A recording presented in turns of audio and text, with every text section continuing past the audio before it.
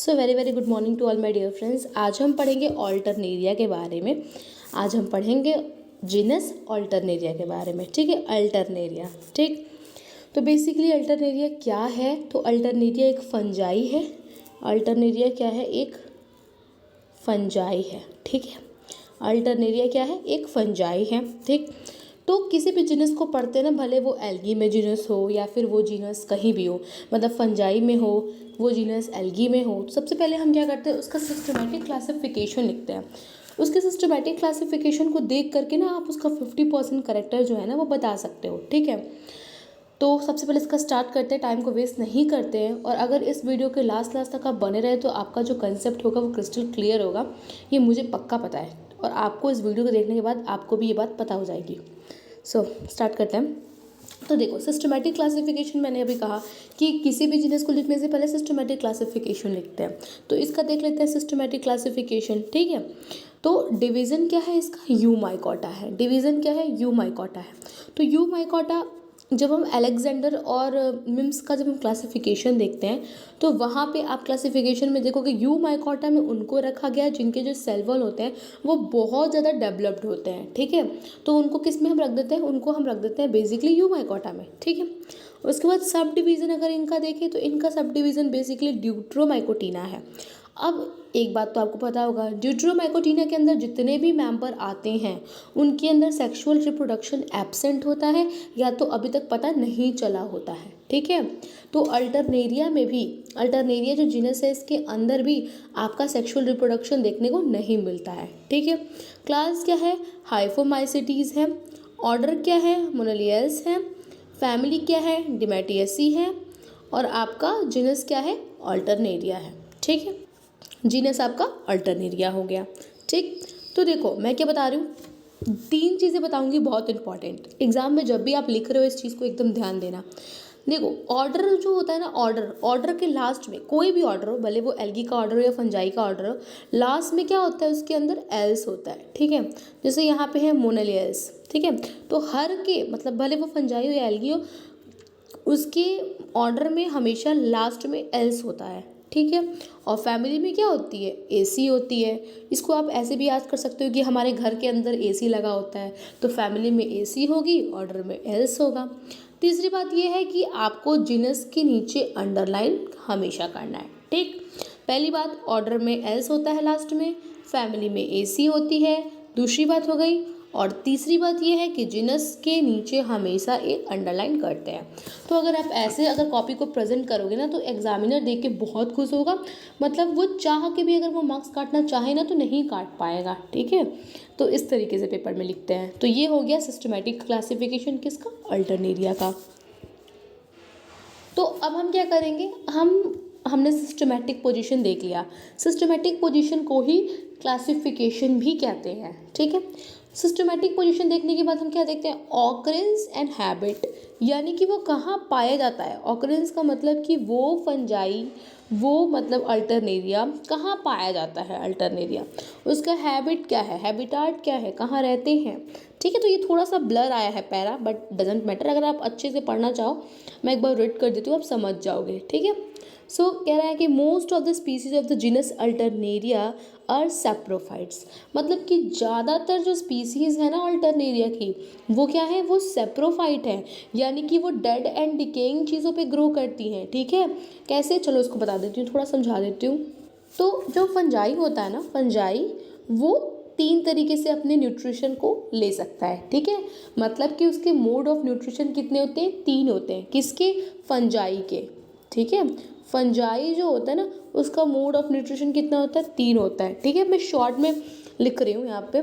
तो पहला जो मोड ऑफ न्यूट्रिशन में लिखा रही हूँ वो है सेप्रोफाइट। ठीक है, सेप्रोफाइट यानी सेप्रोफिटिक की तरह क्या करता है? ये सड़े गले चीज़ों पे, ठीक है, सड़े गले चीज़ों पे लग जाएगा और वहाँ से अपना न्यूट्रिशन जो है वो ऑब्जर्व करेगा।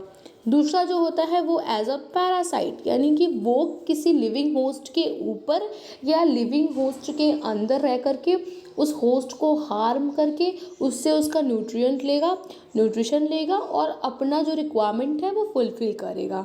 ठीक है, और थर्ड जो होता है वो होता है व्हाट? थर्ड आपका होता है सिम्बायोटिक एसोसिएशन, ठीक है। इसमें क्या करता है, जैसे सिम्बायोटिक एसोसिएशन का एक एग्जांपल है फंजाई का लाइकेन, ठीक है। तो लाइकेन में क्या होता है, एल्गल कंपोनेंट और फंगल कंपोनेंट, ठीक है, दोनों मिल जाते हैं और यहाँ पे ये लाइकेन बनाते हैं। तो एल्गी के पास बेसिकली क्लोरोफिल होता है, फंजाई के पास क्लोरोफिल तो होता नहीं है, एब्सेंट होता है।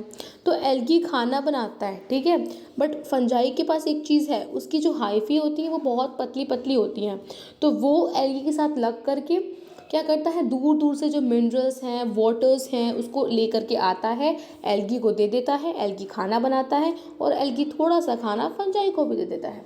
तो दोनों एक दूसरे के साथ रहते हैं और अपना जो फंजाई है वो अपना रिक्वायरमेंट फुलफिल कर लेता है एज अ लाइकेन बन के, यानी कि एल्गी के साथ एसोसिएशन करके, ठीक है। तो पहला क्या था, सेप्रोफाइट, यानी कि सड़ी गली चीज़ों पे, ठीक है, यानी कि यहाँ पे एक ब्रेड का टुकड़ा पड़ा है और इस ब्रेड के टुकड़े पे यहाँ पे सपोज फंजाई लग गया, तो ये फंजाई लगने के बाद क्या करेगा, वहाँ पे क्या करेगा, इसको ना कुछ एंजाइम सिक्रीट करेगा और ये उस वहाँ पे सिक्रीट करने के बाद उसको बाहरली एक्स्ट्रा सेलुलरली डाइजेस्ट कर लेगा, ठीक है, छोटे छोटे पार्ट में ब्रेक डाउन होने के बाद। पैरासाइट और सेप्रोफाइट में क्या डिफरेंस होता है, थोड़ा सा सुन लो। जो पैरासाइट होते हैं वो हमेशा लिविंग होस्ट, जैसे ये होस्ट है तो होस्ट जो होगा उसका लिविंग होगा पैरासाइट में, या तो ये होस्ट के ऊपर रहेंगे या ये होस्ट के अंदर रहेंगे, ठीक है, पैरासाइट में ऐसा होता है। बट सेप्रोफाइट में क्या होता है, जो होस्ट रहता है ये डेड रहता है, यानी कि जो ये ब्रेड है वो डेड है, ठीक है, ये कैसा होता है, सेप्रोफाइट में होता है। बट पैरासाइट में जो होस्ट होता है वो हमेशा लिविंग होता है, ठीक। और सिम्बायोटिक एसोसिएशन आप समझ ही रहे हो। तो चलते हैं अपने पैरा पे। तो यहाँ पे कह रहा है कि most of the species of the genus Alternaria are saprophyte, यानी कि ज़्यादातर जो आपके स्पीसीज पाए जाते हैं अल्टरनेरिया के वो क्या है, वो सेप्रोफाइट है। अब एक चीज़ को समझो, एक जीनस के अंदर ना, जैसे एक जीनस है तो इनके अंदर कई स्पीसीज आती हैं, ठीक है, कई स्पीसीज आती हैं, ठीक है। जैसे अगर मैं बोलूँ कि एक गांव के अंदर बहुत सारे घर आते हैं, ठीक है, या मैं बोलूँ एक क्लासरूम के अंदर बहुत सारे बच्चे आते हैं, ठीक है, या मैं बोलूँ एक स्कूल के अंदर बहुत सारे क्लासरूम होते हैं, मतलब वैसे ही एक जीनस के अंदर बहुत सारी स्पीसीज होती हैं, ठीक है, एक जीनस के अंदर क्या होती है, बहुत सारी स्पीसीज होती हैं, ठीक है। तो वहीं पे कह रहा है कि ज़्यादातर जो स्पीसीज हैं वो आपके सेप्रोफाइट्स हैं, ग्रो करती हैं डेड एंड डिकेइंग वेजिटेशंस पे और सॉइल्स पे। A few are parasites on higher plant, और कुछ तो क्या है, पैरासाइट की तरह बिहेव करती हैं हायर प्लांट्स पे, मतलब कि जो एंजियोस्पर्म को ना हम हायर प्लांट्स बोलते हैं, तो हायर प्लांट्स पे क्या करती हैं, ये बेसिकली पैरासाइट की तरह बिहेव करती है, उनसे उनका मतलब उन वो जो जैसे हायर प्लांट है, ठीक है, तो हायर प्लांट क्या करेगा, अपने लिए फूड बनाएगा, अब वो क्या करेंगे एज अ पैरासाइट, यानी उसके न्यूट्रिशन को वो ले लेंगे, खुद कुछ काम नहीं करेंगे, ठीक है। तो a few species are parasite on higher plant and causes disease, तो बेसिकली जो पैरासाइट्स होते हैं वो डिजीज़ कॉज करते हैं, सबको पता है। Common species and the disease कुछ बताया गया यहाँ पे, देखो अल्टरनेरिया सोलेनाई बहुत इंपॉर्टेंट है, बहुत ज़्यादा इंपॉर्टेंट है, ठीक ना, एग्जाम में ज़रूर क्वेश्चंस आते हैं, ठीक। तो अल्टरनेरिया सोलेनाई, देखो अल्टरनेरिया यहाँ पे क्या है, ध्यान से देखो, जो अल्टरनेरिया है वो एक जीनस है, जबकि सोलेनाई क्या है यहाँ पे दिया हुआ है, ये देखो, ये सोलेनाई क्या है, ये जो है आपकी स्पीसीज है, ठीक है। तो यहाँ पे अल्टरनेरिया की एक स्पीसीज बताई गई है, कौन सी स्पीसीज, अल्टरनेरिया सोलेनाई, ठीक है। ये क्या कॉज करती है, early blight of potato disease cause करती है, ठीक है। तो कई बार तो क्वेश्चन ऐसे ही बन जाते हैं कि अल्टरनेरिया सोलेनाई कौन सी डिजीज कॉज करती है, या फिर कई बार ऐसे भी क्वेश्चन बन सकते हैं कि सिम्टम्स क्या है मतलब उसके लाइट बोल रही हूँ actually, early blight of potato disease के सिम्टम्स क्या है, ठीक है। दूसरा जो स्पीसीज़ है अल्टरनेरिया का वो है अल्टरनेरिया ब्रेसिकेसी, जो कि कॉज करता है leaf spot disease on crucifers, ठीक है, क्या कॉज करता है, leaf spot disease on crucifers, ठीक है, क्रूसीफर्स के ऊपर डिजीज़ कॉज करता है स्पॉट्स वाले, ठीक।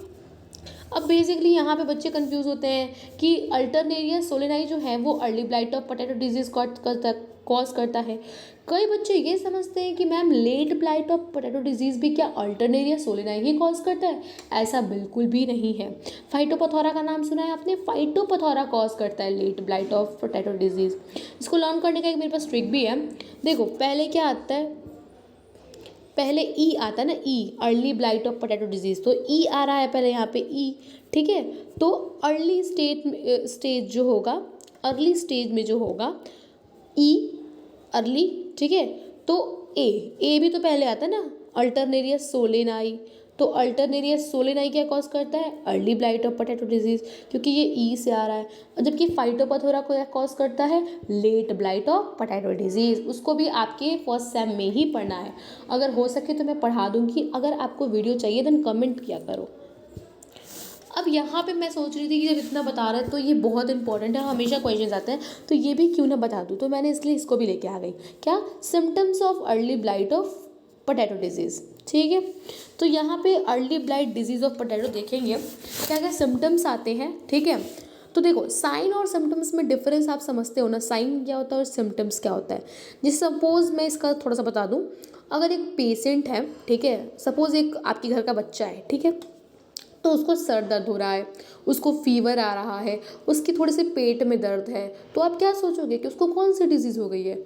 आप कुछ पता नहीं कर पाओगे ना कि उसको कौन सी डिजीज़ हुई है, बिकॉज़ ये जो सिम्टम्स हैं, हेडेक होना, फीवर आना, पेट में पेन होना, स्टमक पेन होना, तो ये चीज़ें क्या हैं, ये कॉमन चीज़ें हैं, हर डिज़ीज़ में ही वो चीज़ें दिख जाती हैं आपको, ठीक है। जैसे कोई भी डिज़ीज़ ले लो तो वो चीज़ आपको दिख जाएगी। अगर मलेरिया ले लो तो मलेरिया में एक रेगुलर इंटरवल के बाद आपको फीवर आता है ना फीवर।